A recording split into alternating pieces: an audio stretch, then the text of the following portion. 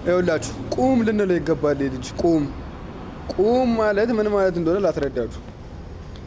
361424 ቪው በ14 ሰዓት ውስጥ አስቡት። 361000 60,000 የጆሲ እንጂ አድናቂም አይመስለኝም። ኮሜንቱን ይውጥ 5000 ምናምን ኮሜንት አለው። አይታችሁታል? 5900 ምናምን ኮሜንት አለው።